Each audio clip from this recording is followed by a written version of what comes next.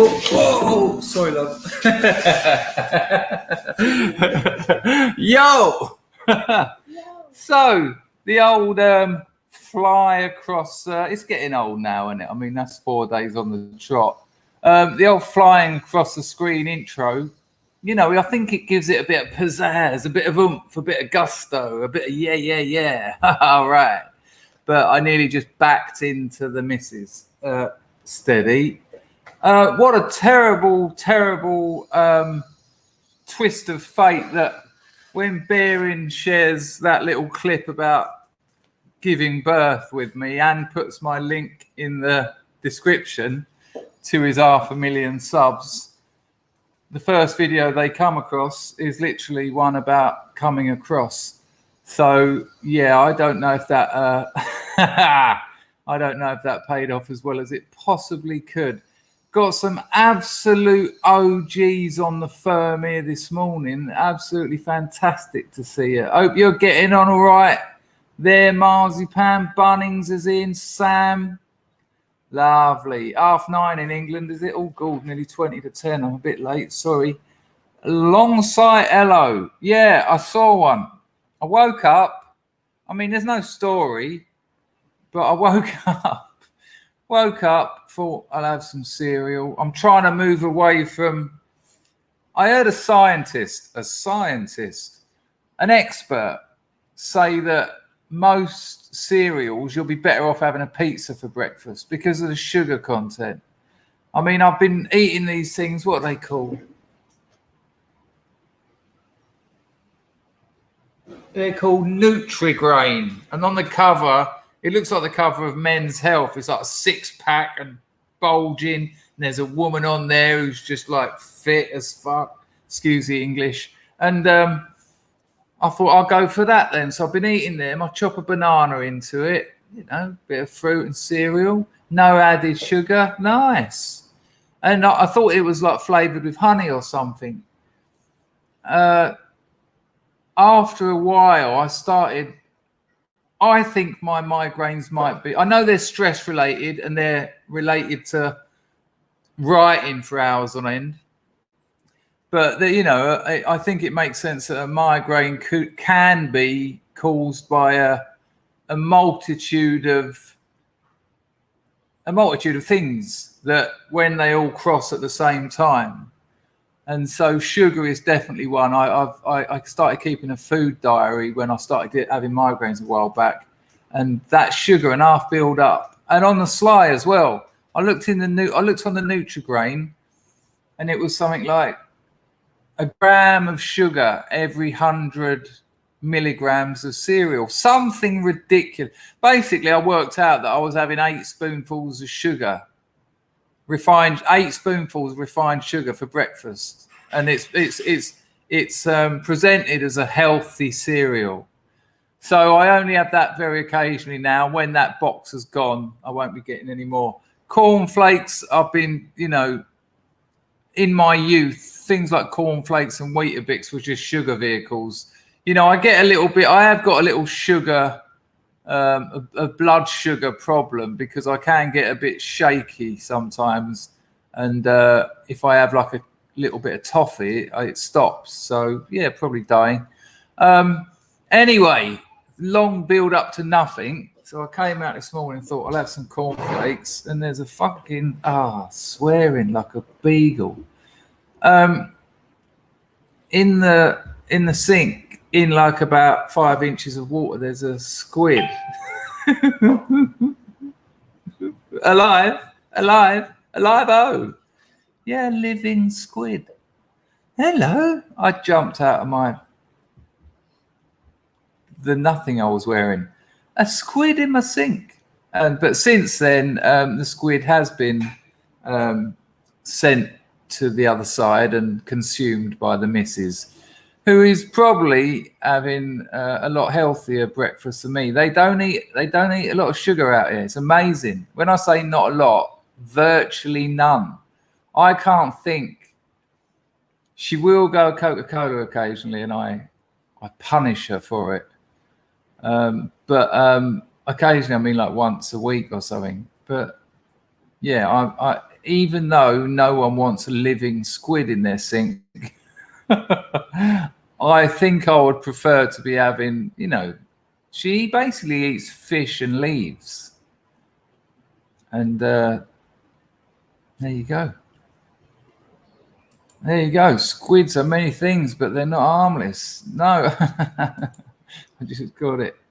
Pagan's going in for a little early dig. Is he in here? Hello, Mark.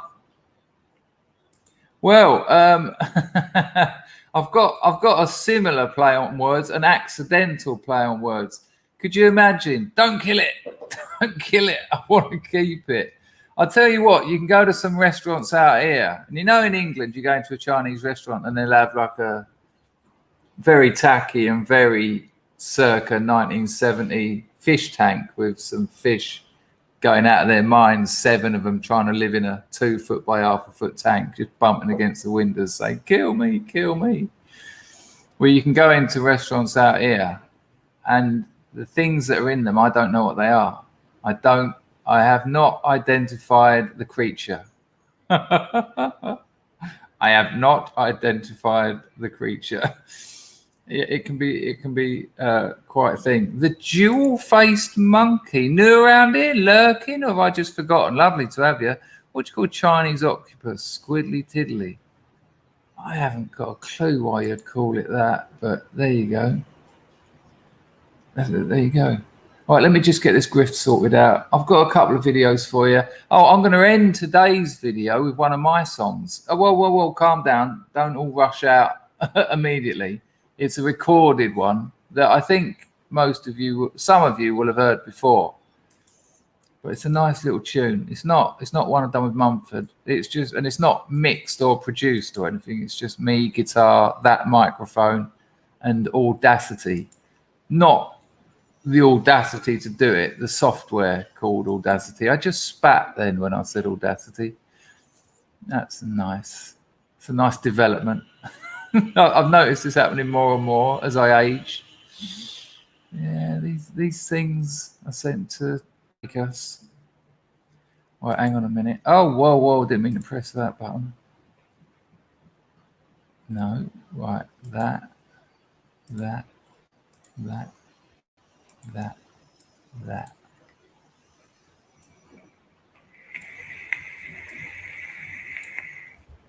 Okay, let's get this malarkey out of the way. Oh, hello, little bullet. Pow, wow. You didn't email me about your time in that camp. I can understand that you don't want to talk about it. That's no problem. I'm assuming that's why you haven't got back to me. Yeah, but we've had him every day for like 3 weeks. It isn't heavy metal, no. It's a little bit gay. Someone will like it. Imagine. Maybe I should write that. Oh, no, that sounds lovely. If you've got a little bit of heat and a bit of sun, that's where you want to get. Right, okay, grift. All right, people, here's how you can support this channel. You can become a member. This month, we'll be doing private streams for the 3 different strata of membership. I think the lowest one is about £4 a month, and then it's like £8, and then it's like 15, I don't know, something like that. It's a good way of supporting it. Link in the description. Super chats, the $sign at the bottom of the chat. Entropy, link in the description. I'm also just putting it in the chat. Entropy comments get on the screen as well, same as the super chats. Entropy is preferred, really, but I'm happy with anything. You can also get my Telegram, that's in the description, and my Substack. I've failed to get a second one out this month. It's nearly finished. I might finish that tomorrow. I've got a lot of work to do today. I've got to make a marketing video. But that's all right. It's quite good fun. And it's not steps. No, it's me. It's an original song by me. We'll give it a go. As I always say, I don't expect to get rich from this, but I do appreciate a few donations. It keeps the stream going. Alan is a regular supporter. Alan, you never need to apologize. You've probably donated more than most. It's fantastic. So thank you very much. Never apologise. Nice one, Alan. Nice to see you as well, mate. Oh, there you go. The lowest level is not even a bond. It's not even a quid, which doesn't help the American viewers. But there you go. Thank you very much, Alan, getting that grift open. So yeah, I was just saying, I don't expect to get rich, but I do put a lot of time and effort into this, and I'm making videos, and so it's nice. People are very nice. Ian said then the next level is $4.99, then $8.99, and then fuck off, because the top one is like 80 quid, and it's just me and you. There's no one else. No one's gone for that, and I don't want anyone to, because that would be weird. I would do it though, obviously, but YouTube sets those prices, so I just you know. Nice one. Thank you very much, Ian, for sorting that out. It would help. It would have helped if I'd have known. Yeah, didn't we have a laugh yesterday? The colour's all right, isn't it? I don't seem to be too down. Right, I'm going to wait for a few more people to get here before we click into some videos. I think I've got another one wrapped up. Let me just find that. No.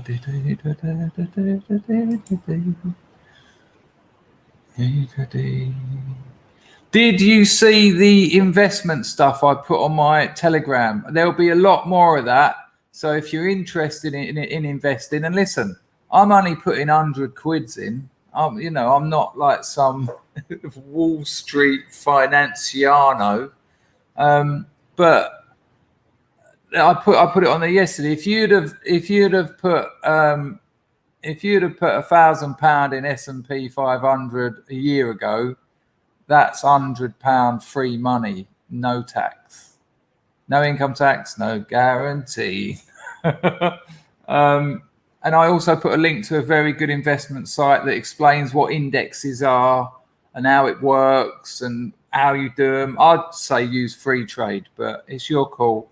But there'll be a lot more of that sort of stuff. And I will have to keep putting value of stocks can go up as well as down. I'll have to keep saying that to prevent litigation further down the line. And I'm not a professional. So it's weird though, isn't it? I am earning money out of them. Even when I earn like 20 quid, which I did on one stock in the last 2 weeks. That's just 20 quid. Tax free. I've just now, until I sell them, I haven't got it. That might go down again. But imagine that. The index went up. So what was it? Well, it would have been 20%. And I'm 20 quid up. That's just free money. Chrissy! Oh my Lord, look at that lovely news. My youngest son started college. And Chrissy, you had your kids young, if I remember rightly. So that is lovely. What an incredible turnout. It's a beautiful day. Fortune day for Chris's son. Is it a little bit scary? Is it? I'll tell you what, I went to many art schools and universities. It is, well, I don't know what it's like these days, but in my day, it was carnage. It was a lot of STDs. Nice one for the Lady Godiva, Chrissy. You regularly support the channel as well. It's much appreciated. And good luck. I hope, the thing is, I know people who've gone to university, and if you can, Chrissy, I'm sure, well, I'm not sure, but I assume, or I'd have hoped, that you'd have, let him know to, just nod your head to the leftists. Oh, yeah. I was thinking about the leftists, right? Just riddle me this, young scrubs. How many years have I been hearing the left, especially the church, the Orthodox Church of Feminism, saying, my body, my choice? I mean, I knew that saying when I was a child. It was so, ubiquitous. My body, my choice. I can remember it was graffitied everywhere, posters everywhere. They always say it. You know, this. I don't want to say the word because it will light up the YouTube AI like a Christmas tree. But this is, you know, the Asian situation.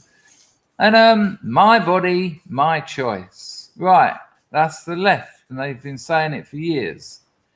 Dave Chappelle made that funny joke, very funny joke, or very funny observation, where, well, if you can choose, if it's your choice to keep it or kill it, or it's my choice whether I'm going to pay for it. But no. The lady makes a choice, and the man has to go along with it. I mean, it does take two to tango, but it takes one to pay. That's not my point, though. My point is my body, my choice. And yet, the same leftists are saying, you better take that jab.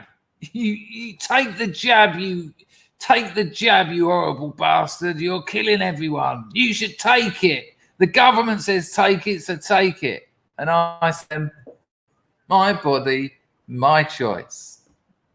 Isn't it weird? They, you know, the left are so weird. They've got nothing. They've got no. There's no coherent message. The only coherency in leftism is they're right and they want power over you. That's it. That's the only consistent. That's the only observable consistency in the leftists.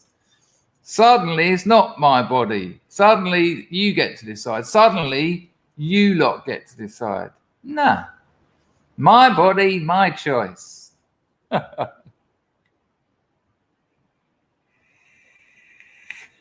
that certainly appears like a new name. Or maybe not. Maybe you've just changed it. But nice to see you. If you are new here, welcome. HOIT, the glorious House of Scrubs, welcomes people. Maybe you've been a lurker for a while. I mean, I did get a load of new subs from the bearing thing, but I think they watched the double bubble video and decided to leave again. Oh, no. You know, this, you know, I know this is happening, but, you know, you're on the firm. And I don't want to hear that because that's nuts. Isn't that awful? You know, this is your job. This is how you feed yourself. I don't know if you've got a family, but shocking. Really shocking. I feel for you. And if you're going to stand your ground, I admire that. But, you know, I don't know. It's very complicated. My missus had it. You know, she's terrified. And I said to her, I sort of said to her, look, you know, obviously got to be careful what I say about this sort of stuff. But she couldn't get from the provinces to Phnom Penh regularly without it. And so, you know, it's a bit of a full Nelson either way you look at it. Nice one, Jip. Oh my Lord! Oh my God! I'm out of this is lovely. I mean, it's not so lovely for Kit Kat Murphy, and I apologise, mate. But with Chris's son going to college and Jip is out of the death pit, and it's an absolutely beautiful day as well. Could not be happier. Thanks, Scrubs and Chris, for supporting me throughout. HOIT! How are we gonna? Let's get a Jip in the chat. It's easily done, isn't it? It's just a JIB. Jip. For people who don't know, Jip's been bedded up in hospital. I mean, literally the worst place. Literally the last place you'd want to be at the moment. I mean, I'm terrified of the places at the best of times. So happy for you, Jip. You can watch the telly now. I mean, don't obviously, but having the option's quite nice. No, well chuffed. Jip, how long were you in there? Out of interest. Look at the scrubs on the Jip, absolutely smashing it. I'll tell you something that's quite funny. Right, when my hello Zarbo, good to see you, mate. Hayden. All right, Martin. It's a good way of seeing who's in as well. Charlie! All right, son. The tongue. How long are we going to give the tongue? 5 or 10 minutes before he goes. Anyway, people, I've got to shoot. Hang on, the missus is hassling me. Yes, love? What? Come there? No. What do you want?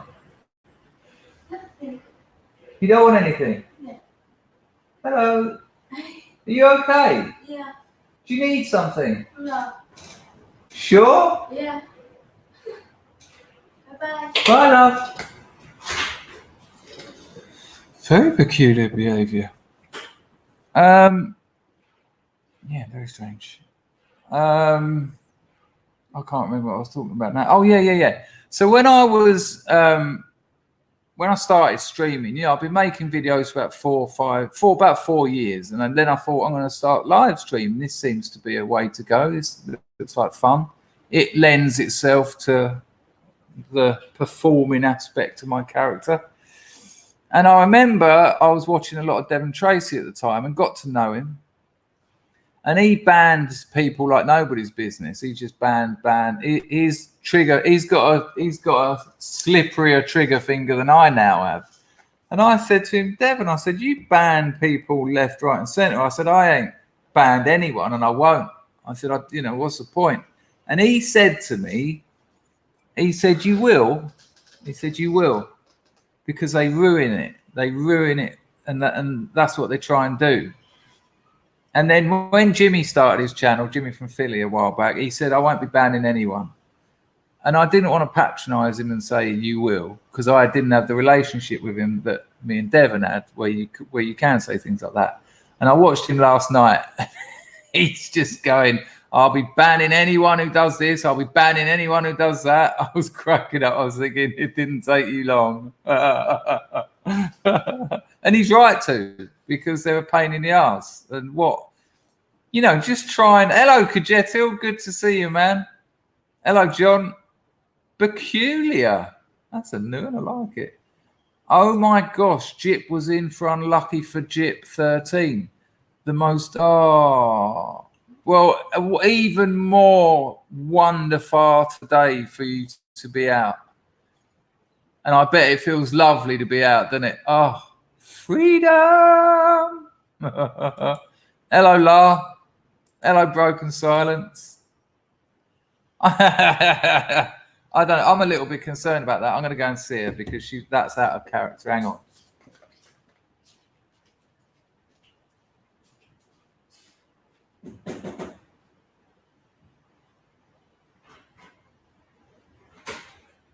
You okay?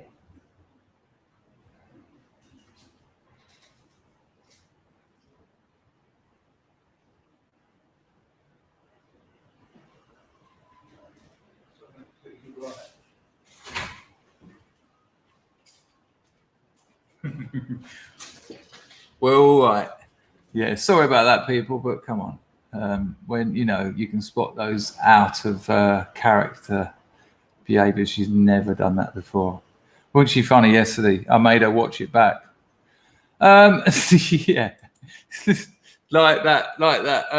I had one of those myths and legends books as a kid. It weren't like a proper one. It was like not $3.99 in WH Smith's, but I absolutely adored it.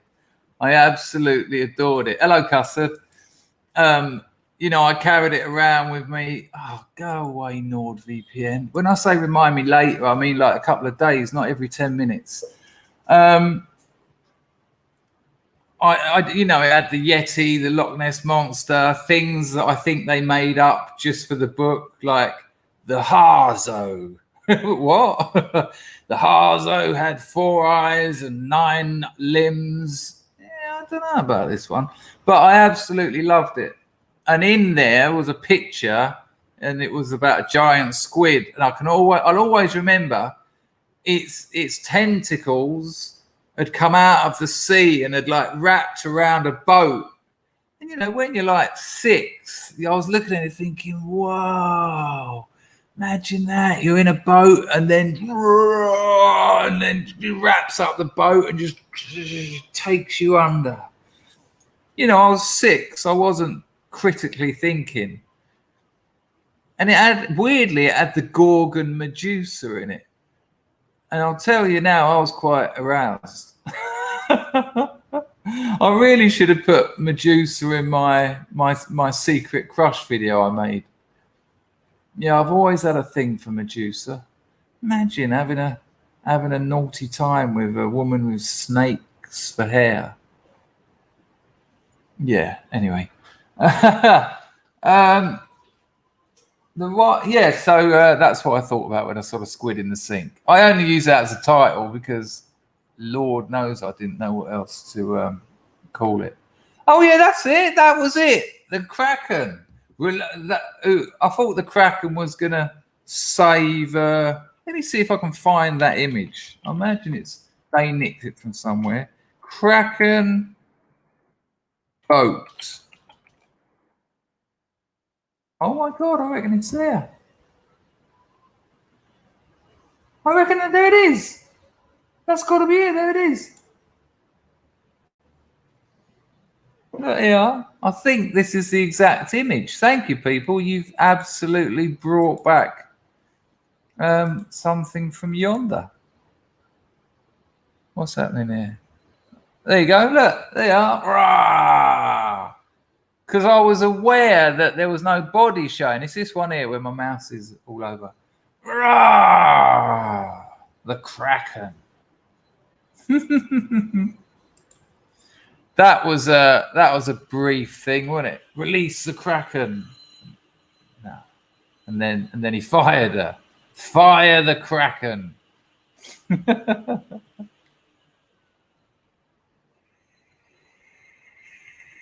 Hello, Rags. Oh, you just reminded me I haven't told the Labrador. Labrador, if you're lurking, show thyself. Save me pinging this email off. Hang on a minute. Has he shown himself? No, he hasn't. Yeah, exactly that. It really was, wasn't it? And at the time, we were after any of it. Fire the Kraken. You know what? I got nine new Substacks yesterday. New Substack subscribers. Bloody lovely. And that tells me that people are sharing stories and saying, check this geezer out. And that's not only does that make me feel good for my Substack stories, but it encourages me for my novel. So absolutely beautiful on that too. You know, I average about 3 or 4 new subs a day. Sometimes I'll go a few days without getting any. But I changed the feature. I thought I'd do a bit of A/B testing. I changed the feature story, and there was a definite uptake. So I'm going to keep changing the feature story and you know, keep it lively. But I didn't get 2 out this month. Well, I did, as you know from the video. But I only got 1. It's nearly finished, the second one. So it'll probably, as soon as the missus goes home, I'll finish it. Good story, actually. It's called A Dartford Pastoral. Well, I might drop the A, just Dartford Pastoral.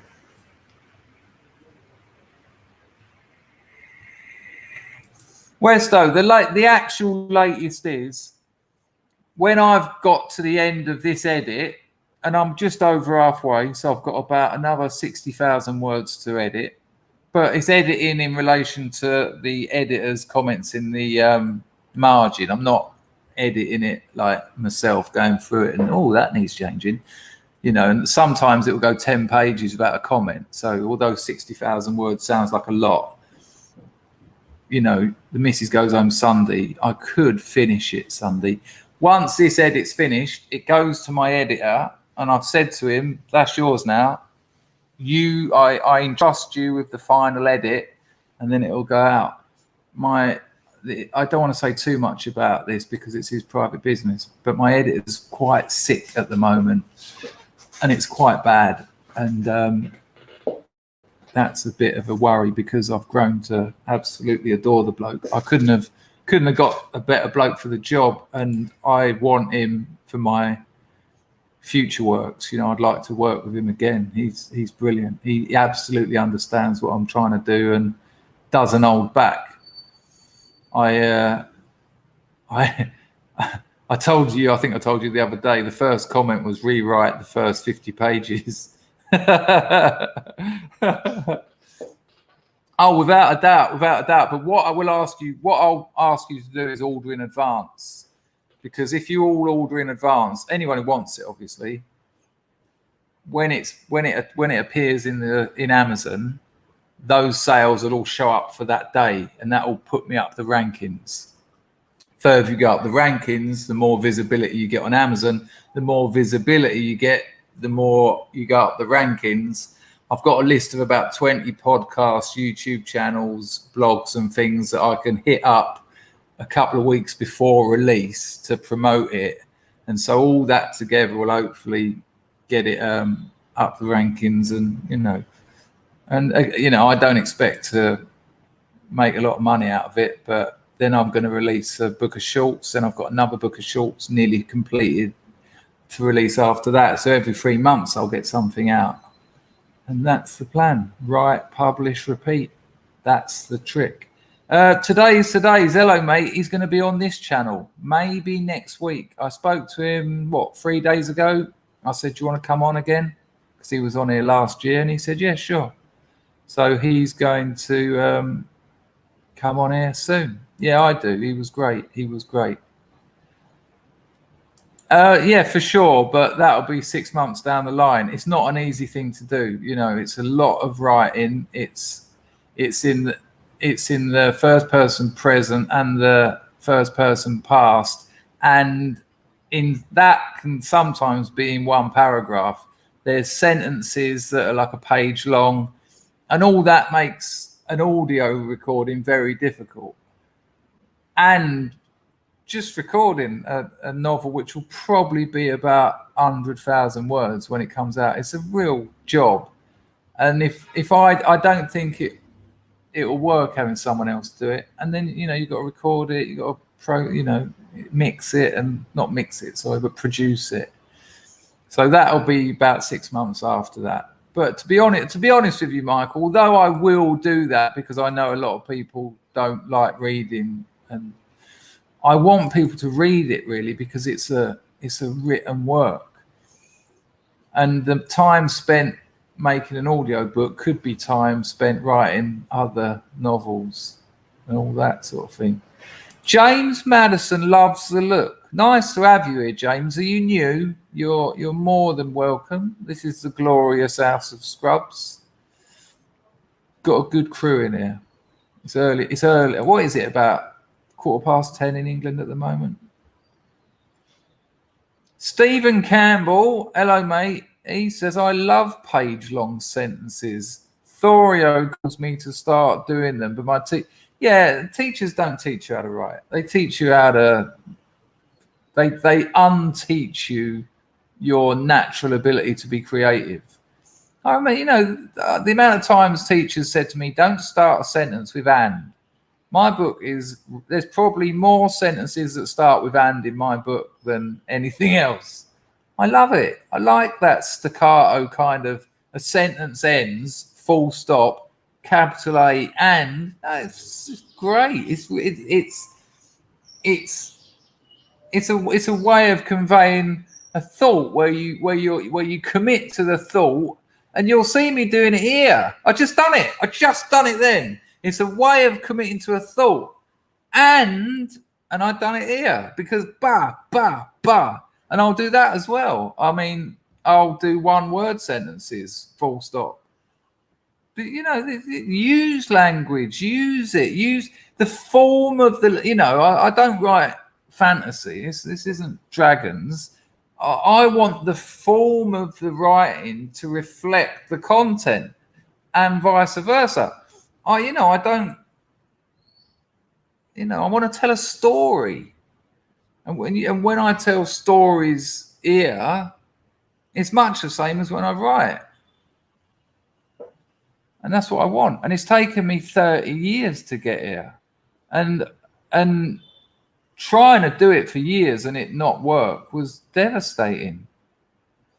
You know. So yeah. You know, sometimes a sentence needs to keep going. Sometimes I want you to be out of mental breath. I want your brain to be out of breath, because that's what's happening. You know, that's what it was like when I was running around Patong thinking every single person was the CIA.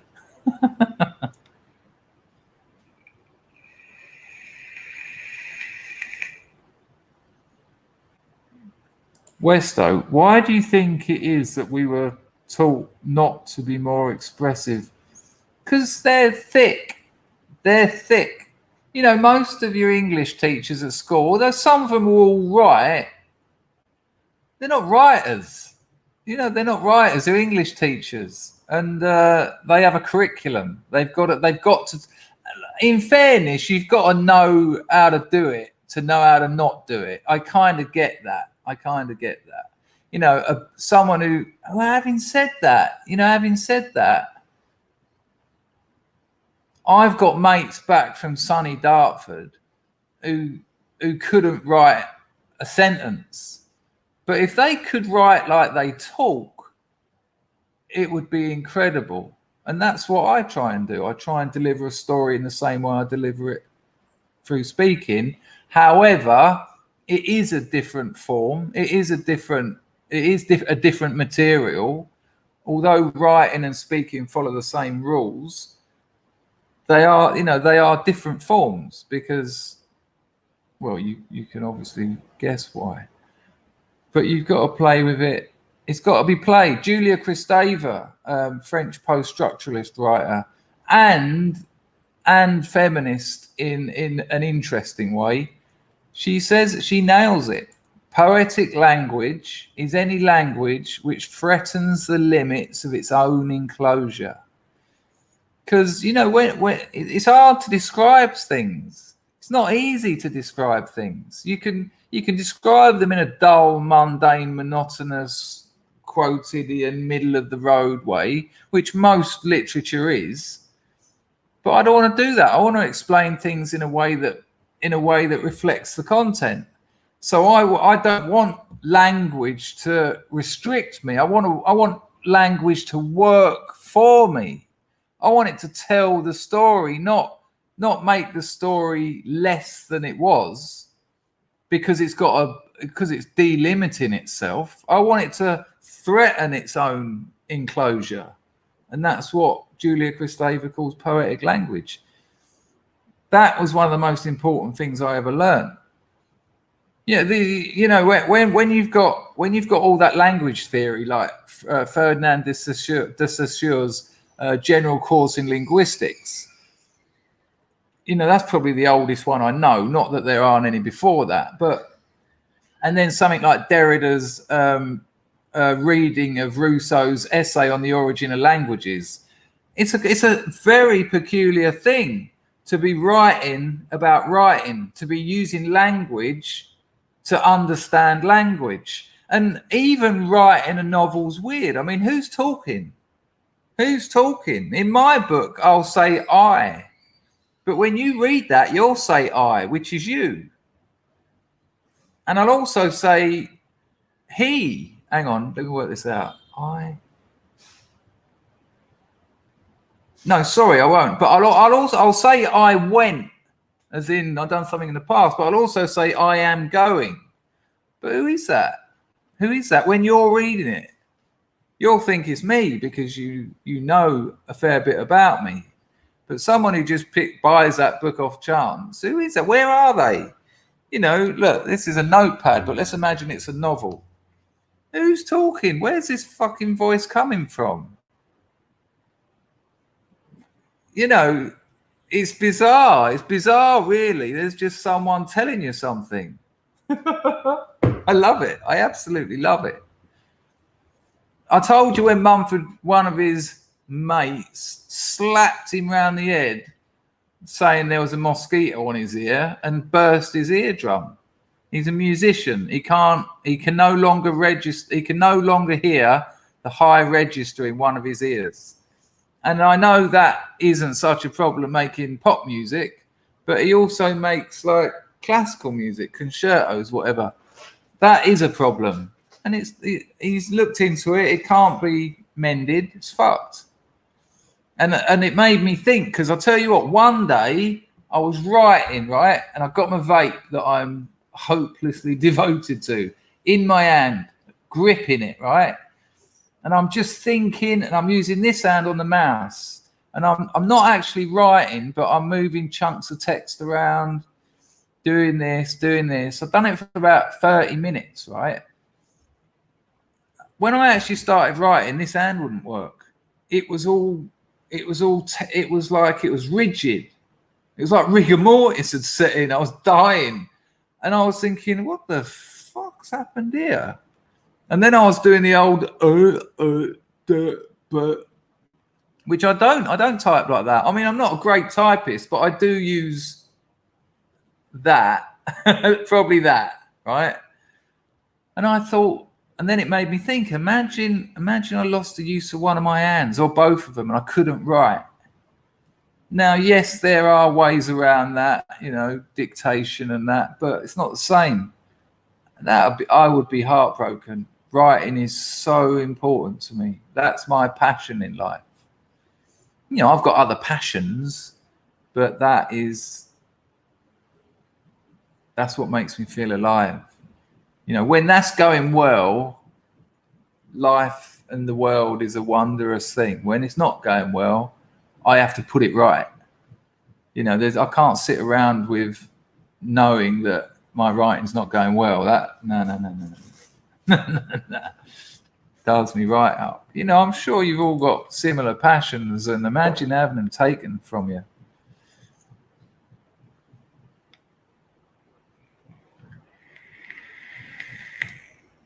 I think I told you the other day, Mitch Hedberg said you could cut 7 of my fingers off and it wouldn't slow down my typing. See you later, Charlie. I don't even know if I got that email off to blooming Moslab. Ah, balls.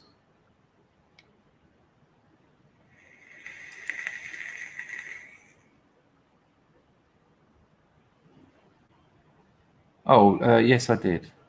Yes, I did.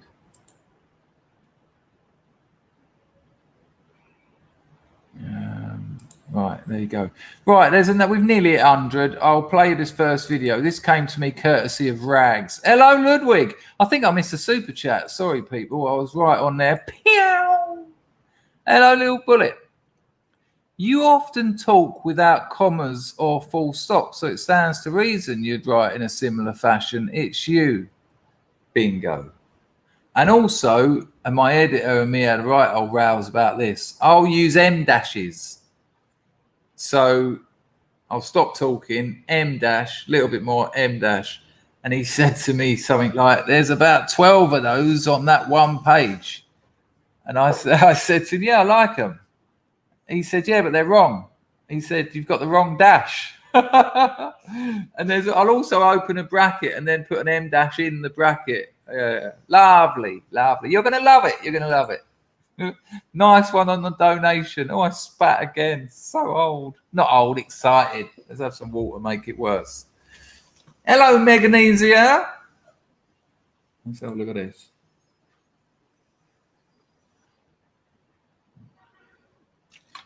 Oh, my God. And you know why? Read this. Yeah, that's how I think. There's something a little bit suspect about that, Meganesia, as I'm sure you know. Ooh. Here. Enjoy my sexy thoughts. I mean, don't get me wrong. There's a fair amount of sex in my novel, but it ain't me. It ain't me doing very well. Hello, Vincent. Oh, for fuck's sake, I missed 52 minutes of the best stream on YouTube. HOIT to that. But it's okay. So it is okay. It's all right. There's plenty of them. Salty Oz is on the firm. Hello, mate.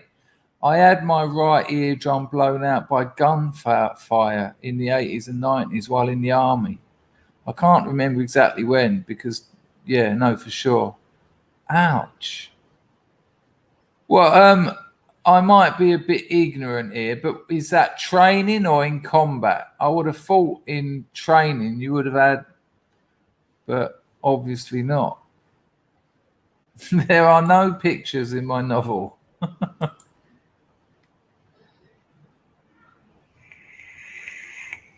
Hello, Honey Monster. Good to see you. Scorry, I take it, I think we've been here, Scorry, but you're all right now, aren't you? Your legs are all fine. He did. He absolutely did. Let me tell him. Good call. Good call. Oops. Just being reminded that you said, oops, you were away for a bit. Enjoy, Chris. There you go. Nice one. Nice one. Do nice one, our pizzle. Oh, hello, John. Buongiorno, danger spear, eh?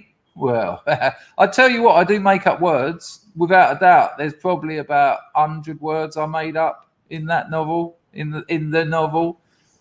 Nothing wrong with that. That's what language is. You make up new words. I mean, not all the time intentionally. Sometimes I'll write it and I'll think, hang on a minute. Hang on a minute. Google. And then I think, yeah, but it does, it seems to mean what I think it means. Yeah, I'll be all right. Bullet. So, but thanks, Bullet, for the lady. He said, after I fucking hell, Bullet, the time in the worst ball store in England or Scotland, it might have been, I can't remember. And now the old brain hemorrhage, I had to learn how to walk, talk, read, write, count. Couldn't even tell the time all over again at the age of 30. Are you sure I can't get you on for a chat? Because this is, you've got some incredible experiences. I understand people don't, not everyone's like me. Thanks for the donation, mate. A couple of people in the double bubble video said bit of an overshare. I was thinking, overshare? Have you seen my videos? What's that? What's an overshare? I do keep things private, but come on, we've all had our girlfriends wank us off, surely. If you haven't, you probably shouldn't be watching this channel. You maybe go and see a doctor. Mark, hello, mate. The teacher reminds me of a lift I got where the guy driving kept wanting me to read porno mags under the seat. I was scared. No, and you were right to be scared because that's what that magician done. He gave me a magic magazine, didn't he? Put a magic magazine, an industry mag. And I was like, wow. And when I opened it up, it had gay porn in it. And then he started rubbing his cock. Yeah, it went downhill from there. I don't remember what happened. To this day, I don't remember what happened after that. And that's classic repression. I don't want to remember. Fuck him. Well, don't fuck him. I hope that didn't happen. Yeah, for sure. I had an Arab pick me up once. I was hitchhiking. I used to hitchhike all around the country.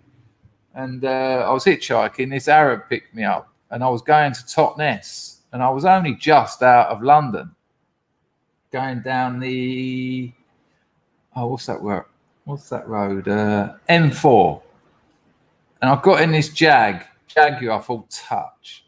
Got in there and he was like, where you go? Now, don't forget, I was about 18, pretty young man. And I went, I'm going to Totnes. And he didn't say anything for a while. He said, how far is this Totnes? I was like, well, probably about a 4-hour drive. But obviously, I'm sticking my thumb out for hours in between here. He went, I don't think you get to this Totnes today. And I was like, no, I'll be all right. I do it all the time. And he went, why don't you come stay at my house? Yeah. And I was like, nah. He went, why are you saying no? I have carpets, I have jacuzzi. I went, yeah, I need to get out the next roundabout, please, mate. And he didn't. He dropped me right there. He just stopped on the motorway, dropped me off on the hard shoulder and screwed off. He wasn't going to get his little white bum that he was after. I had another lorry driver pick me up once on the motorway, which was weird. You never get lorry drivers, you know, maybe service stations, whatever, but for a big Arctic to pull over on the motorway, I thought, anyway, got in. And then I told him where I was going, and we were doing that direction. He went, I've just got to go and pick something up. And I was younger then. I was about 16, and I looked very young at 16. And he drove me like into this Welsh village. I think I was meant to be going down the M5. And we went over that bridge. What's that bridge that basically joins England to Wales? I can't remember the name of it. Drove me into this Welsh village. He went, wait there a minute. Went into this house, and then I could see two other men and a woman looking out of the window of the house he went into at me, sitting in the thing, and I was group. And I just thought, this ain't good. This ain't good. I looked around the cab for some kind of weapon. I thought there might be a spanner or some kind of wrench in there, and I couldn't find anything. I just got out and ran. Just ran. It took me about an hour to walk back to the motorway. After that, I started carrying a bayonet. My old man had this Second World War bayonet. It was about that long. I used to take that hitchhiking and had to use it on a couple of occasions. Didn't stab anyone. That's it. River Severn Bridge. Good call. I remember I was in the middle of nowhere. What's the place called? It's got quite a nice name, actually. It's just somewhere up near Cambridge. Hang on. Fuck it, I can't remember. It might come back to me in a minute. I was up there and this car pulled up. And so you're over the moon when a car finally pulls up on, like, you know, November or freezing cold England. So I've run.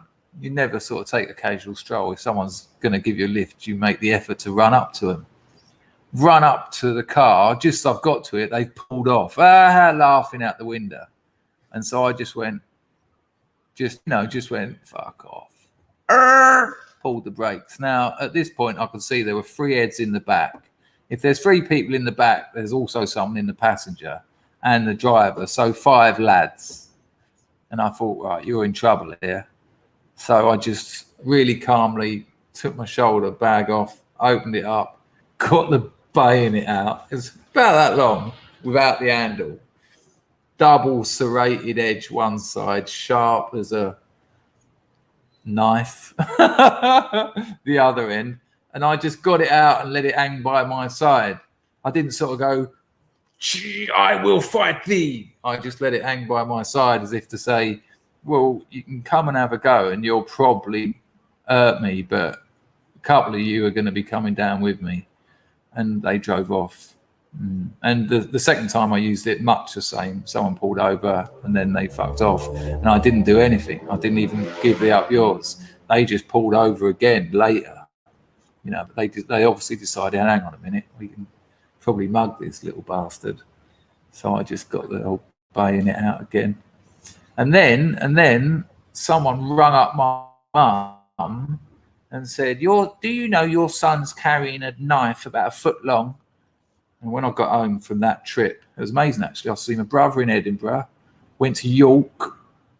It was a lady in every town as well. It was quite amazing. The bird I pulled in York University, my lord, one of the most beautiful women I ever met. Oh, God, it's great being that young. Then Edinburgh, then Leeds, then Manchester, and then down Oxford, Cambridge.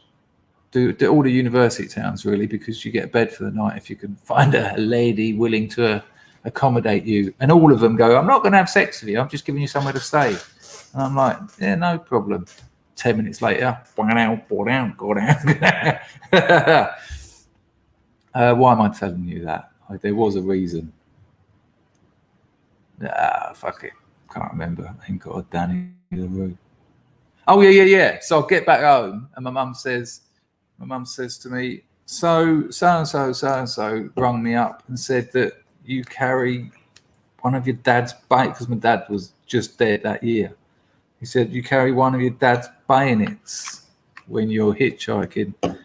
I said, yeah, would you rather I didn't have the ability to protect myself? And she went,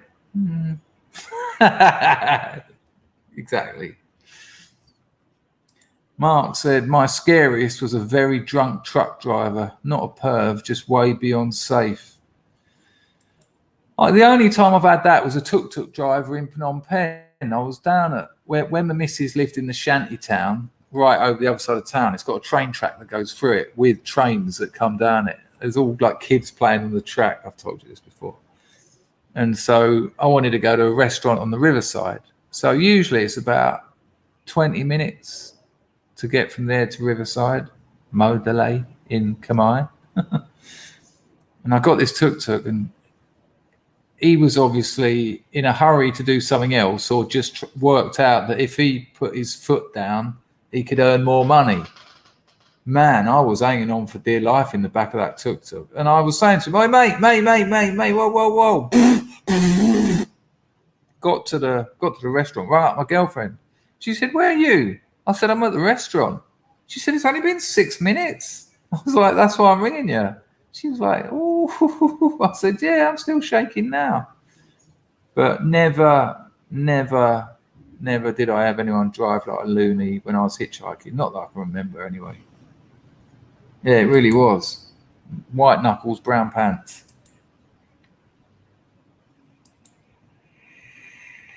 Where is here, Bunnings? Absolutely absurd. Absolutely just pressure from the tobacco lobby. They're illegal here. They're illegal in Thailand. But, you know. Listen, by the way, I know not all of you follow me on Telegram, but you know I've been observing the 9 o'clock curfew in Phnom Penh for the last few months, yeah? You know, I used to go to super duper 3 a.m., you know, lovely, roads empty, no one in the shop except for a few sexy girls. I found out yesterday that it hasn't been on for about 3 months. Just me.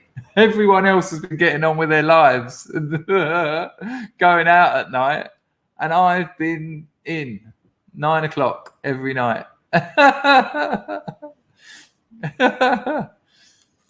That is absurd. I mean, they can't stop you doing it in your own house. And what will happen? There'll be a mad rush for people buying coils. You can make your own juices.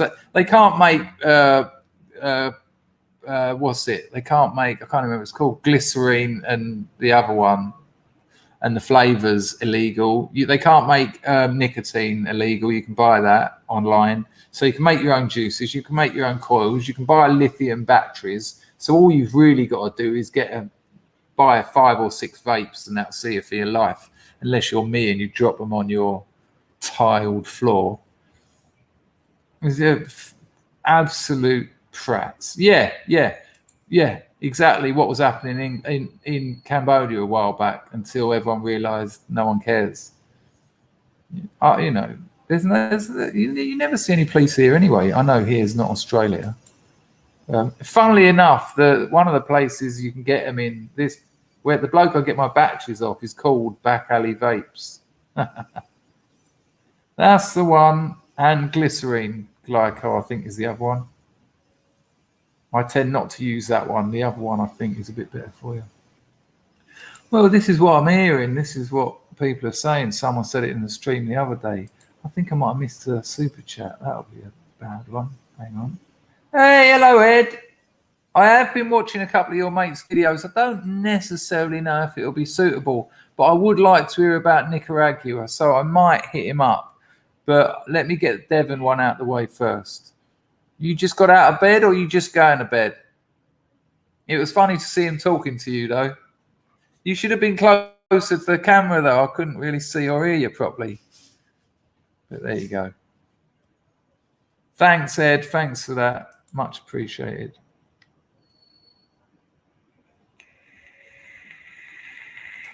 The girlfriend, it weren't for me. It was just, you know, you don't expect to wake up and there be a living squid in your sink.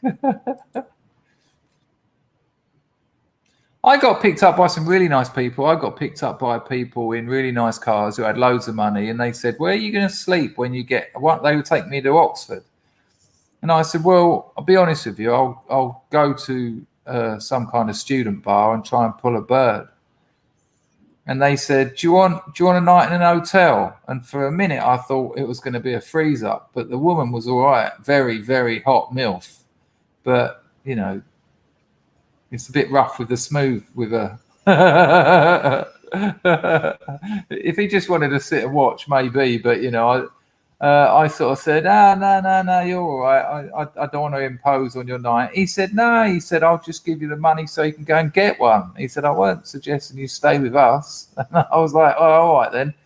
He gave me 50 quid that I spunked on Southern Comfort. And then found a young lady who would accommodate me. And there you go. All that talk of writing being my passion. I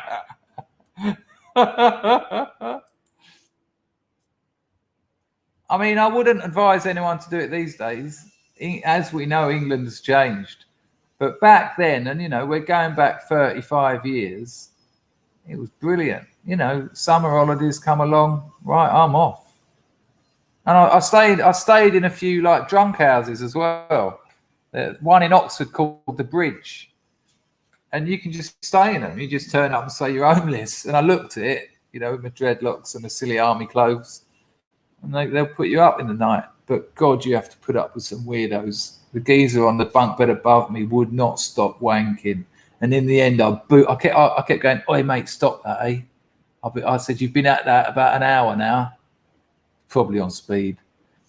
And he just wouldn't give up. And in the end, I booted that mattress. He must have flew up in the air about 2 foot because when he come down, the bed like almost touched me. Yeah, he stopped then.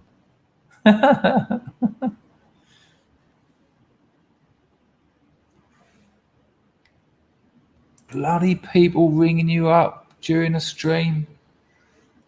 I'll see if I can have a word with the phone providers and get them to turn themselves down.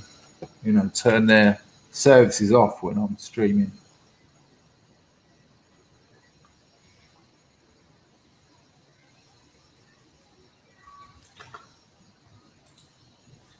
Hang on a minute. Do you remember Carrington House in Deptford? No, I do not. I haven't spent a lot of time in Deptford. I do not like that part of London. I don't like any of it.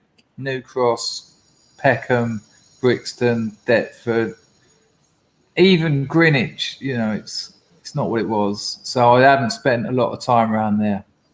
I don't even know what Carrington House was. Never heard of it.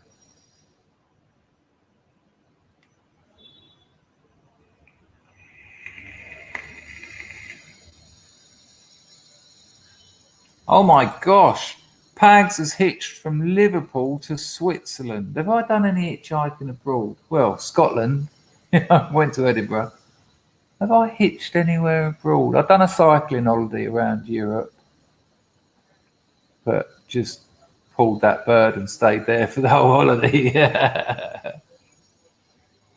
Yeah, no, Ed, that's what the email said. I mean, as you said in your email, it's very strange that the changes in, you know, the global economy and things, you know, Cambodia is set to become the pearl of Asia again, like it was when they built Angkor. Average age, price of land, geographic location.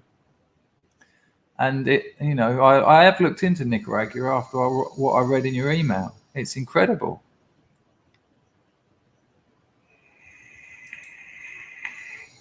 Visionary companion hitched from Lawrence, Kansas to the East Coast and back. So what is Kansas, West Coast? I don't know that much geography. So basically, I'm assuming you done sort of west to east and back. Nice. When you're 20, yeah, that's when you have to do all that luck.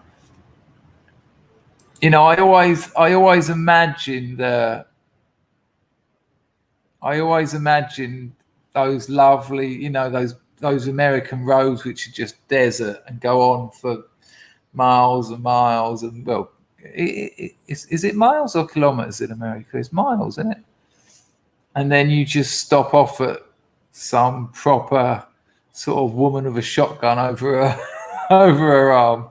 Sorry, it's a very Hollywood version of America, but I know you've got those long highways. I liked watching the freight hopping YouTube channels. Looks very cool but dangerous. Yeah, and they lock you up for it now, I think. Back in the day, people, that's how they got about, homeless types, especially if they were buskers and that. But I think I know a bloke on a stream said he went to prison, got banged up 5 years or something stupid for repeated offender, though. He didn't just get done for once. Harpoon shop opening in Dover. You are joking. That's hilarious.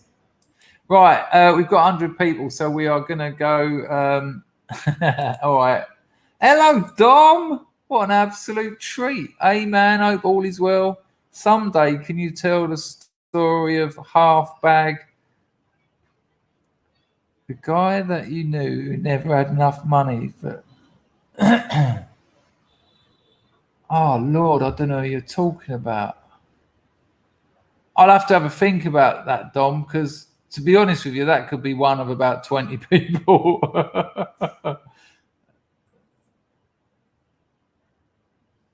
You're not talking about one-on-one Nick, no? One-on-one Nick, the bloke with the gangrenous leg that I could smell when I got on the train.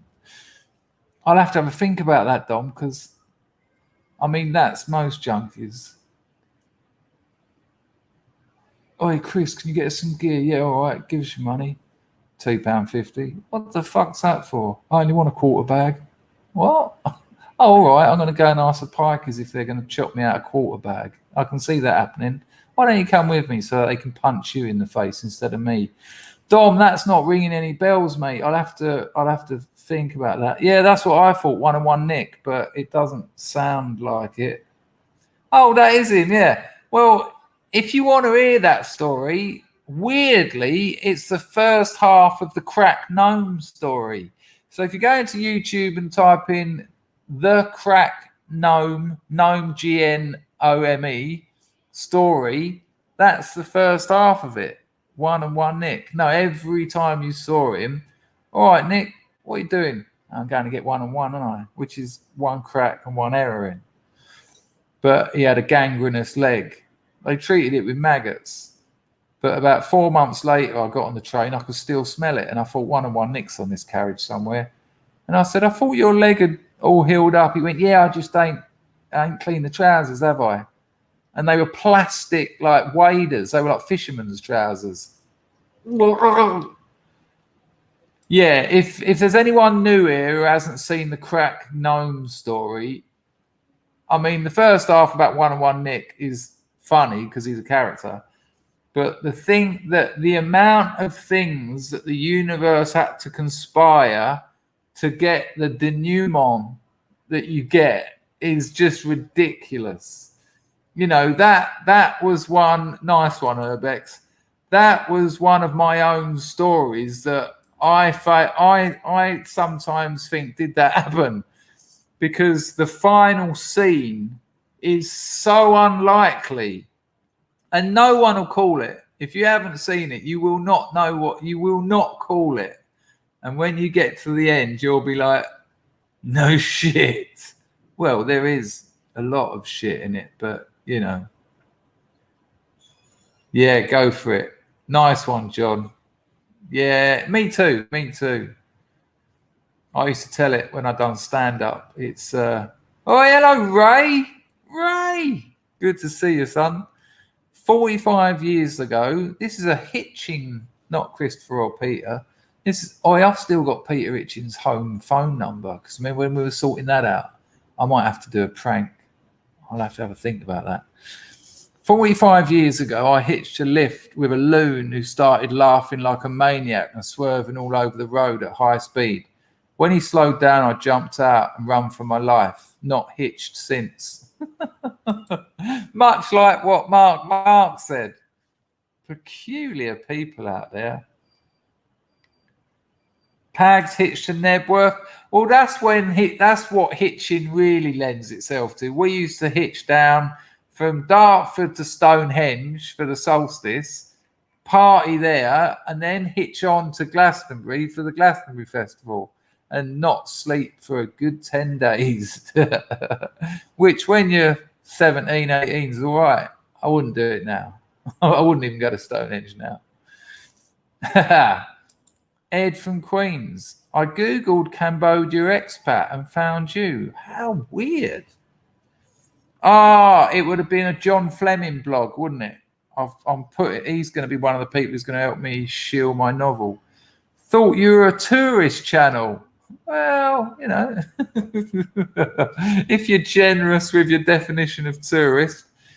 I have to get out of the USA. Looks like Southeast Asia is closed indefinitely. No, there's no curfew here, and they're opening up the whole country on the 9th, which is today. No, there's no lockdown or anything here. Be careful where you get your information from, because apparently it's back to normal here. There might be issues on the border, but trust me, you'll be all right.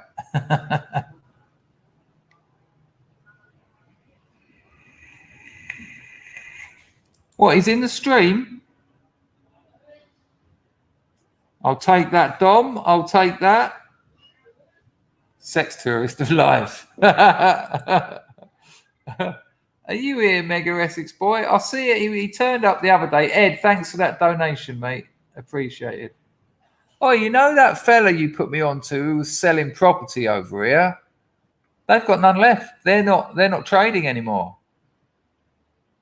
Not that I had the money to buy one of his properties, but I did want to talk to him. I thought there might be a chance of like a partial investment or a group investment. Might have been something we could do with the scrubs, you know.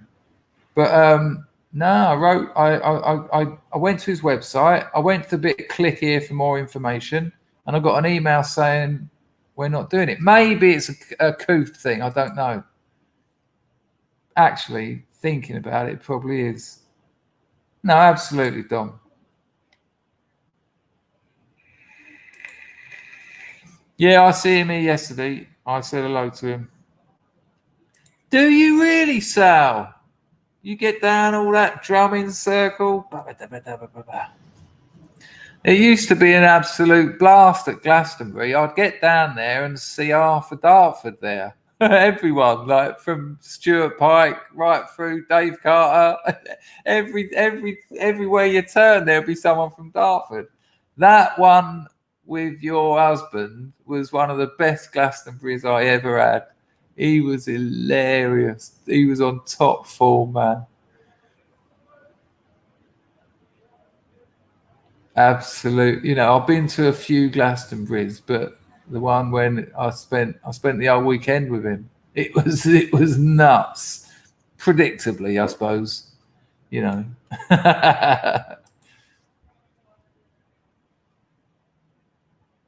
Honey Monster went to Enge in 83, tripped out of his head. Well, there's no point going there otherwise. It's just a load of stones. Whereas if you're tripping, it's a load of stones. Meganesia drops 100 ZAR. Well, I'm not sure at the moment. They stopped letting people in for a while and everyone just climbed over the fences. But back in the day, you just go into it and the sun comes up and it blasts through that one of those triad things.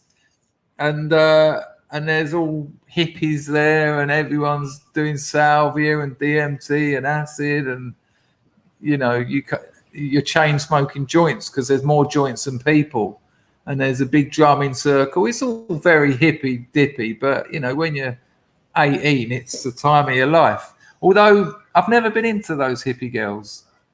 It's in one of my Substack stories. It was often quite confusing for the girls when I was a young man, because when I was like 18, I had like dreadlocks, nose ring, paint all over me army clothes, one of those penguin sort of jackets, you know, with the crop top and the long tail. And so the hippie girls would obviously think, oh, you know, he's one of my type. And I'll be like, no, I want a bimbo, really. I want a bottle blonde in ankle breaking heels.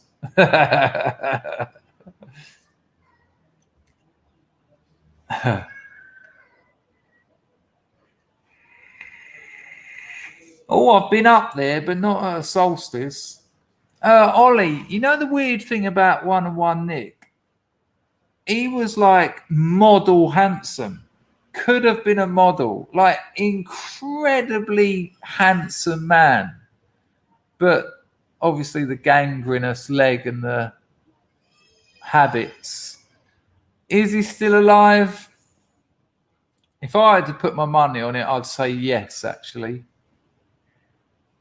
Excuse me, because some people are just survivors. You know, some people get through it. I mean, the weirder thing, that's good news. There you go, Sal. Well, have a cracking time, Sally.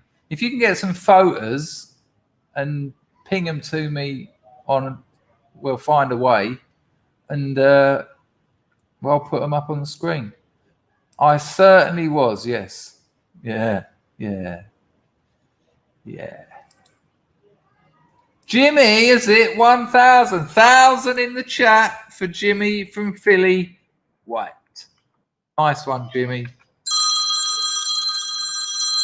Oh, can't talk to him now. Don't want to talk to him now.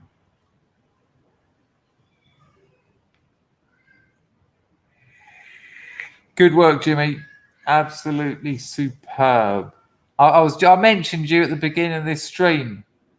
Banning people. You have to. No, I was like same as you. And I told the story that Devon Tracy, you probably won't know of him. He was a long time back. But when I started my channel, I said to him, why are you always banning people? I'm not going to ban anyone. He went, you will. And of course, inevitably, you realize that they screw up your stream. They cause problems. They turn people against each other. And then people start leaving because it's all. And so I was happy to see you banning people. And then you get people pretending to be other people. And it's like, oh, nah. Bring the ban hammer down hard. Let them feel the weight of it. Congratulations on 1,000. It's incredible. In such a short space of time as well. Well done, man.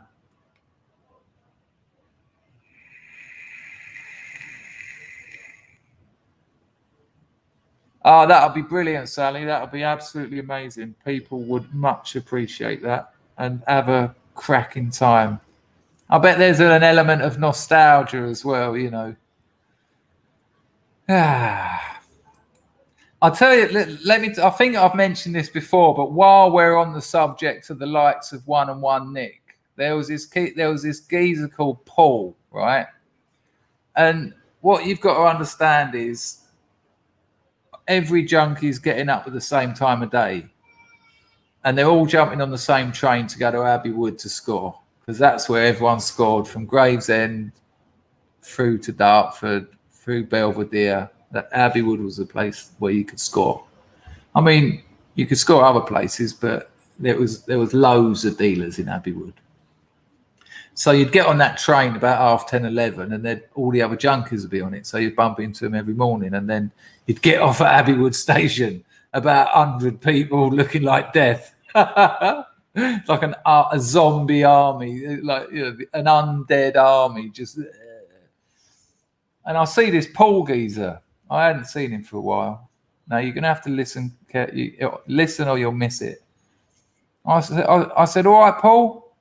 He went, yeah, not so bad. He went, had a bit of bad news. I went, go on, what's up? And he went, cancered up, and I. Cancered up. Have you ever heard anyone with a cancer diagnosis describe it as being a bit of bad news and then cancered up, and I? Oh, okay. I was like, you doing anything about that? And he just changed the subject. So I doubt he's alive anymore. Right, listen, I've got a little video for you. Nah, and it was every fucking morning as well. This is horrible. There you go. Yeah. It's horrible, isn't it? Starts in your arms, climbs up your shoulders. Ray, a surrealist, says, my brother-in-law is the boss at Stonehenge. He's a bourgeois commie. What a surprise. Very posh, oh yeah, one of those ones who doesn't get affected by the things they support. Yeah. He hates me. Well, you're doing something right, Ray. Calls me a fascist because I have doubts about, weirdly, a Marxist organisation. We don't speak. Well, that's not so good, but at the same time, what's the point? If he hates you, why, it is a terrible shame that families fall out over politics, though.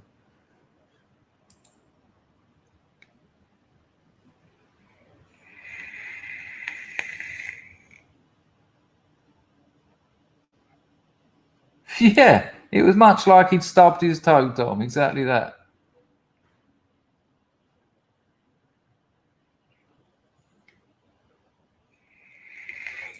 Man, Lizzie, I think you meant to say never scored once. Well, if you watch I done the 3-part Crack Diaries thing, and then I got the girlfriend who I was with at the time to come on for a chat about that period in our lives. And one of the first things I say to her, because we were using together for 11 years, I say, while you're here, can we just acknowledge the fact that you never scored, ever? And I'm assuming it was perhaps the same for you. Did you have an old man who used to do all the running around? Yeah, I know that. I've been on the other half of that situation. What she didn't know, though, was I'd already had 2 bags before I got home. Right, check out this little video I got for you. It's very short. It's very quick. It's a little Freudian slip. So keep your ear out. They play it twice, so you won't miss it. But it's very good. It's got the most nauseating press secretary in my life making a little Freudian slip. Hang on, sorry, people. You know why. Do I have to say it's the audio again? Check. Right, listen to this. Listen to what she says. Conversation to be wide-ranging, to cover a range of topics of mutual interest, everything from COVID-19 and our efforts to address the global pandemic, to conversation to be... Oh, you heard that correctly. There was a little L in there. If I heard that correctly, have another listen. Wide-ranging, to cover a range of topics of mutual interest, everything from COVID-19 and our efforts to address the global pandemic.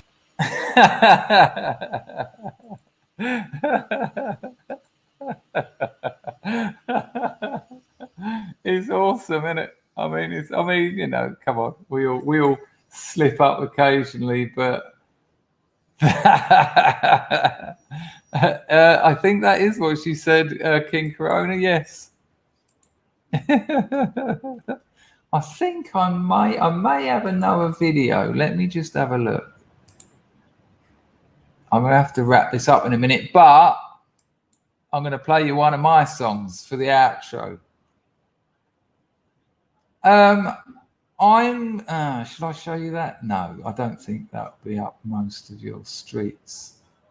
Oh, here, I want to show you this. Hang on, let me just...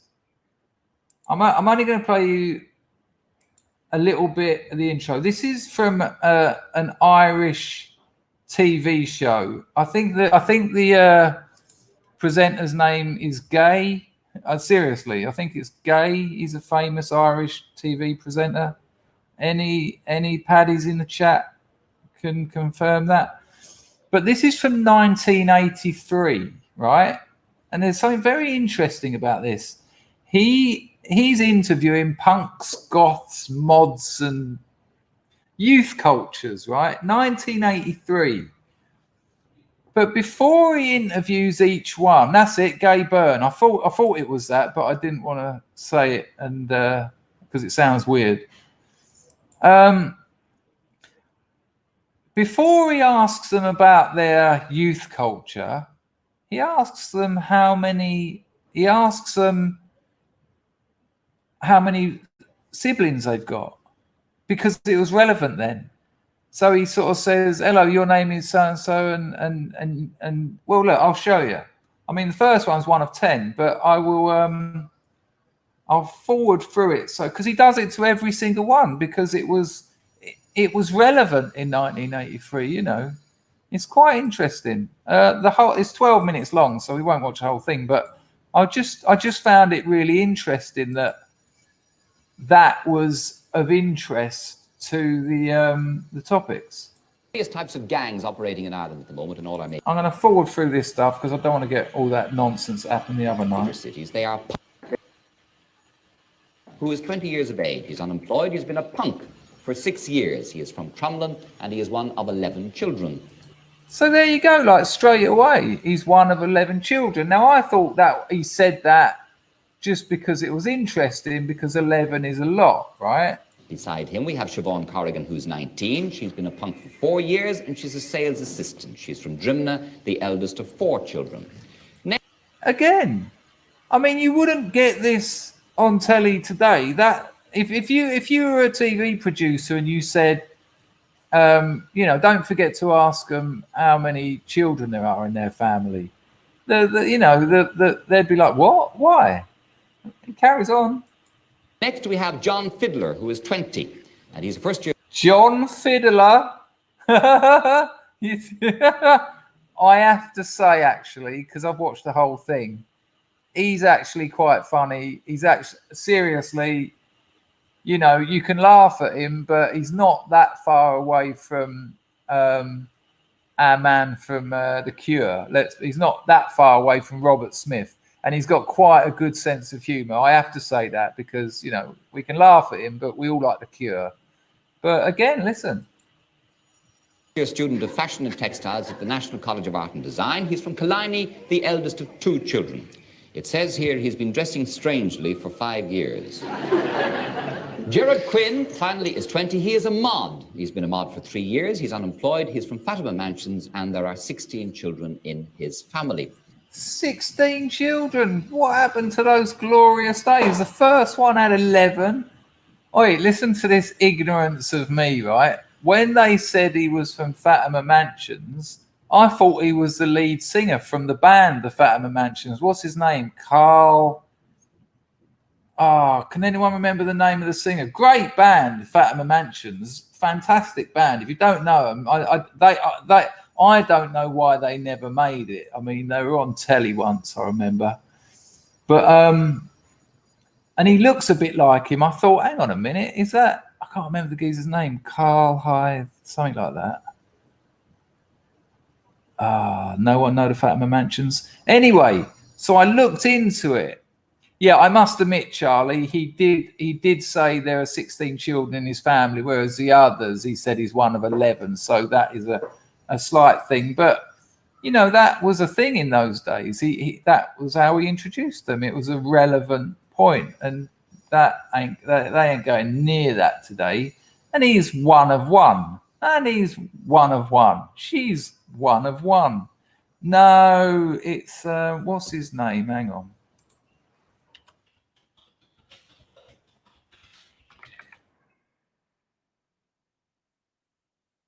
Cagetail Coughlin. There you go. Cagetail Coughlin is the lead singer. It might be him, actually. No, hang on a minute. Let me get an image up of Cagetail Coughlin, because you tell me what you think. If I put that over there, you might be able to see it. Hang on.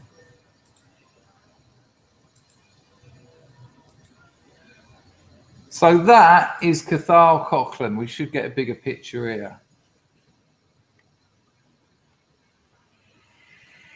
No, what I'll do instead is I'll copy that. I'll put that over here. I'll put that on there. I'll do that. I'll chop it out. But It's a different name, but you might see my point. Oh.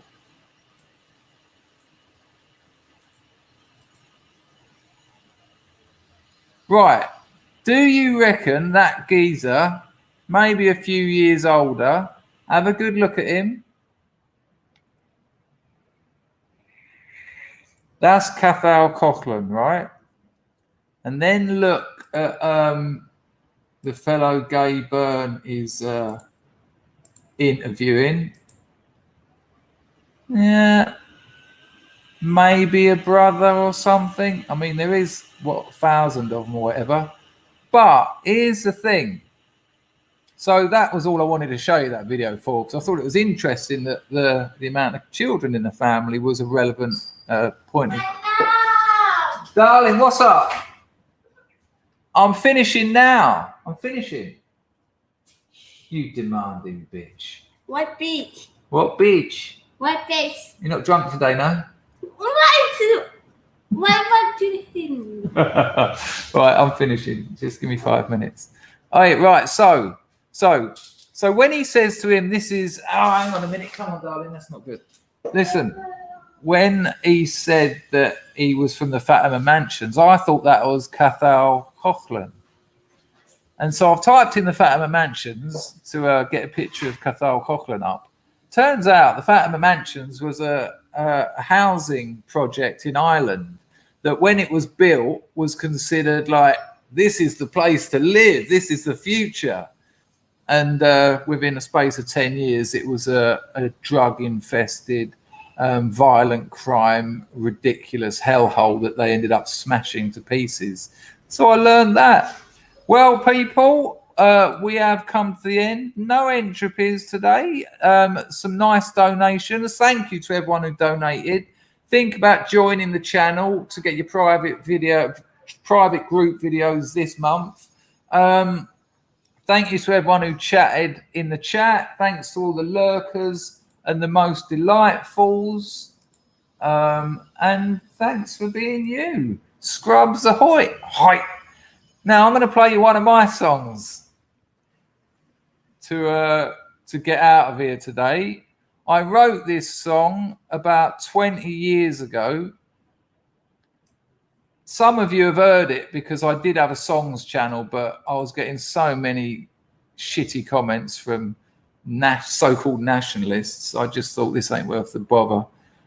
These songs mean something to me, and I don't want you cunts being cunts. But I'm going to play it for you. Nice one, Bullet. Easy to see. She's a very attractive young lady. So here we go. Nice one, Hayden. Very kind of you. So this song's only about 2 minutes. I wrote it about 20 years ago, and it was a household song. You know, the band that done New Shoes and all that. But this is just me with a guitar, one microphone, not produced, not mixed. I just literally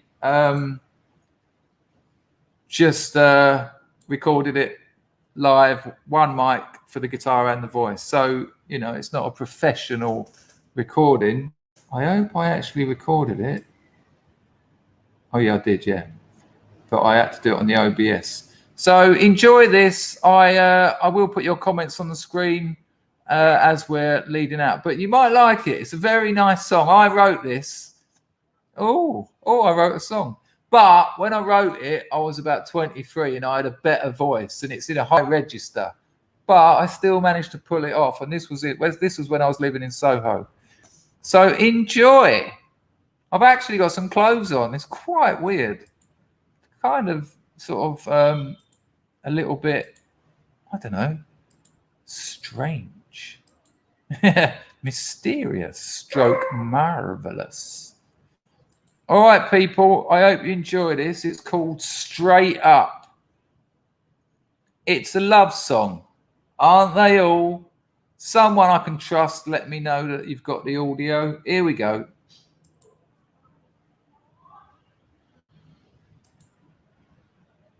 It will start. Here we go.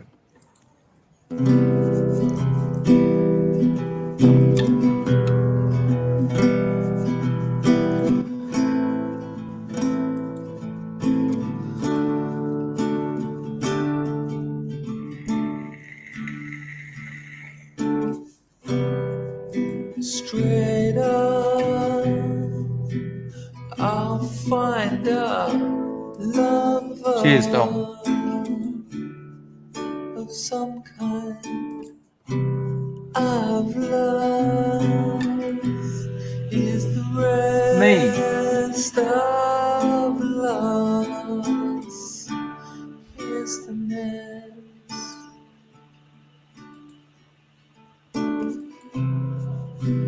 Fed up down the line, I'm down the drain, underground. Can you carry me? Can you hold me? We all live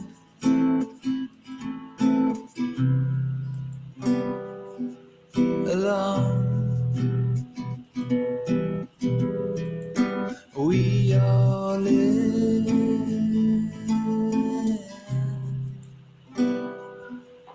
alone.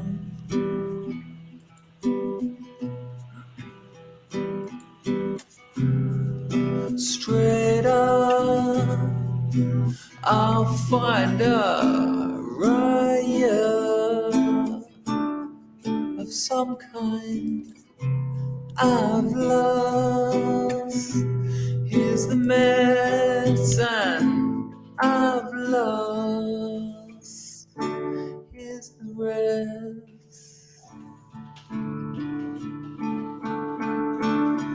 Will you and I matter?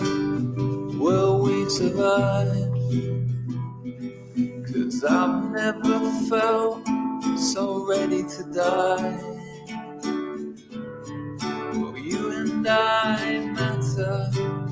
Will we survive? 'Cause I've never felt so ready to die. We all live, yeah, yeah, alone. We all live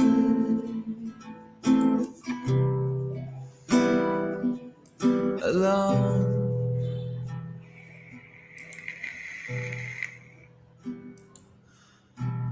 Dreaming of Narcissus, thinking of you.